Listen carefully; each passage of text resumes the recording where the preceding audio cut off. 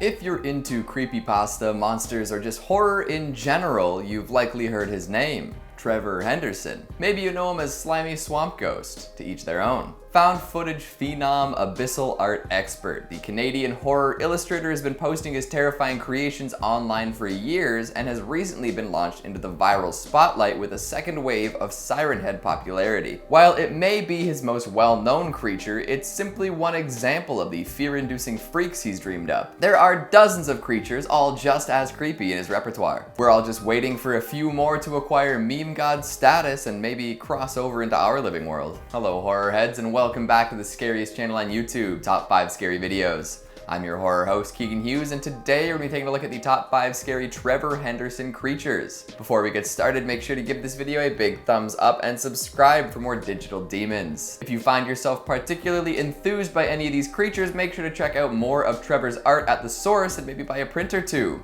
Artist Gotta Eat. Links to all of his stuff are down in the description. Perfect, let's get going. Coming in at number 5, we've got the Smile Room. Teeth. Any instance of dental demonism just freaks me right out. So the Smile Room is particularly upsetting. Just looking at the most well-known instance is a terrifying ordeal. Imagine opening a door and it's just teeth on the other side.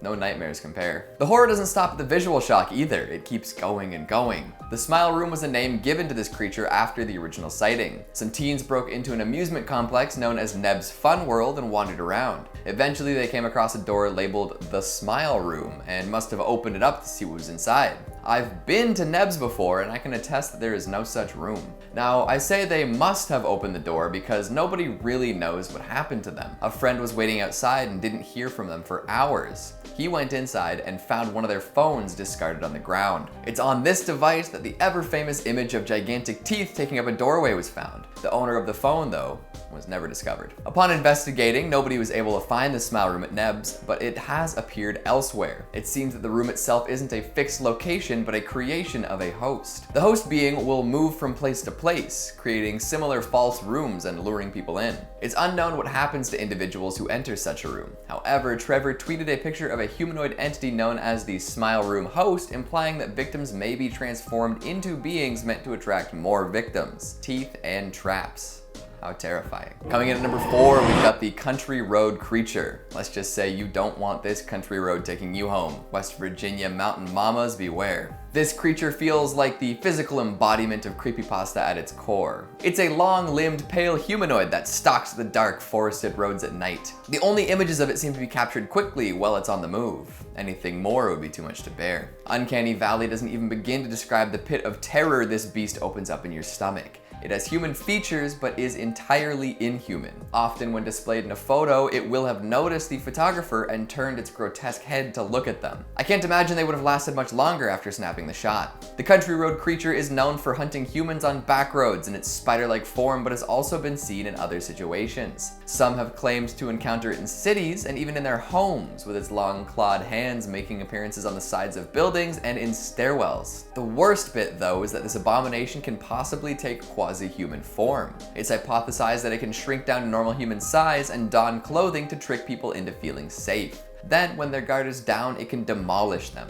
A Trojan horse for the modern internet era. Coming in at number 3, we've got bridge worms. Beware those who wear false faces. It's good advice, especially when dealing with these guys. These infrastructure-dwelling beasts tend to wear a false face that looks a little like strong sad. Don't let the marshmallowy, melancholic mug trick you into asking it what's wrong though. Get too close and they'll show you their real face. The skin pulls back from their front-facing visage and reveals quite a horrific, fleshy mess of sinew and teeth. It's really quite disturbing. A bridge worm will spend a good deal of its time lurking under bridges, as the name implies. They keep their sad face on, hoping to lure unsuspecting prey in. Once the prey is close enough, they will devour them and set up for their next victim. Of course, as the bridge worm continues to find prey, their reputations grow. This means that people might start avoiding their bridges, leading to depleted food supplies. If this happens, bridge worms have been known to leave their lairs under cover of darkness to seek more nutrition. So it is very possible that one might run into a gigantic white mask-wearing predator while out and about at night. It seems that bridge worms become more sophisticated as they age too. Their facial markings become more expressive and their bodies become larger and more muscular. Even a young bridge worm is a dangerous threat. Imagine encountering a fully grown one.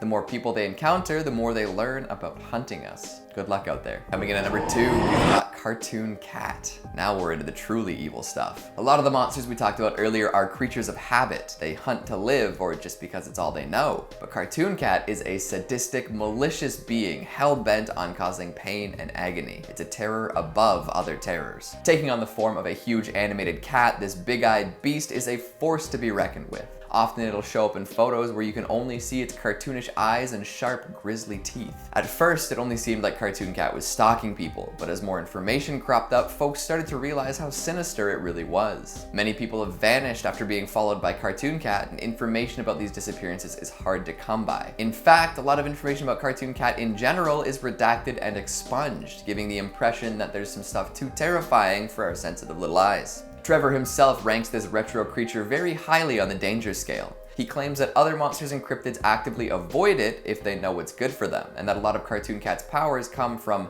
unchecked limitations. That's not a phrase you want associated with the sadistic monster now, is it? Add in some apparent shape-shifting abilities and you've got a truly upsetting cat. The 30s style cartoonishness extends beyond just aesthetics, too. Cartoon Cat has the ability to warp and bend and stretch and commit acts of atrocious violence, just like cartoon characters from that era. He's malleable, in short. This lets him defy the laws of physics in ways that many other creatures could only dream of. It would be quite the upsetting sight to behold, too. Think about it. If you saw a black and white cartoonish cat shifting and changing before your eyes, wouldn't you want to scrub your brain out with a wire brush? Be honest. And finally, at number 1, we've got the man with the upside-down face. If there's one Henderson-verse creature that can compete with Cartoon Cat for the position of head honcho, it's this guy. Get it? Head honcho? I'll see myself out. Not only is this man horrible to look at, he tends to enact some of the most heinous evil possible to get his rocks off. The man with the upside-down face has appeared near countless tragic accidents and disasters. Car crashes, house fires, train wrecks, you name it. He'll be there. In fact, it's possible that he influences a lot of these awful occurrences. Looking through historic photographs, you're likely to see this fellow in the backgrounds of all sorts of images featuring massive amounts of human suffering. He somehow feeds on these negative emotions. They sustain him. I'm sure once he found this out, he sought to cause more agony than ever before. And I'm sure you already knew this, but the man's face is upside down. The rest of him seems to be pretty normal, but the face definitely stands out. This might not seem too scary, but it is jarring when you pick him out of a crowd. You'll never find him in a real crowd, though. Whenever he's causing trouble, he'll be invisible to the naked eye. It's only afterwards, when photos are developed, that one might be able to see his flipped lid. In the end, the man is a hateful leech. He's been described as a bottom feeder and is drawn to tragedies that occur. I think my favorite description of him comes from Trevor himself, who says that out of all his monsters, the man with the upside-down face is the pettiest asshole of the bunch. A glowing review from the man upstairs. Me, oh my, how does he do it? There are so many memorable monsters made by Trevor Henderson, it's hard to rank a top 5, but I did it for you. Do you agree with my rankings? Did you expect Siren Head to make all 5? What are your favorite monsters made by Trevor? Make sure you let me know down in the comments. Speaking of comments, let's take a look at some of your more zesty ones from the top 5 scary kids shows with Dark Origins Part 2. Alpha Wolf Blue says, Keegan, I love what you've done with your hair, mate. Thanks. I mean, all I did was let it grow since February, but I appreciate the feedback. Crowy the Butcher says, damn, this really has me thinking about fosters in a new light. Excellent. Now examine all of your childhood memories for terror and horror. A Legend from Heaven says, scariest show was SpongeBob for me, at least when I was young. Oh, for sure. There were just so many questionable episodes of that show, like the one where he exposed his brain at the Halloween party, or the hash-slinging slasher.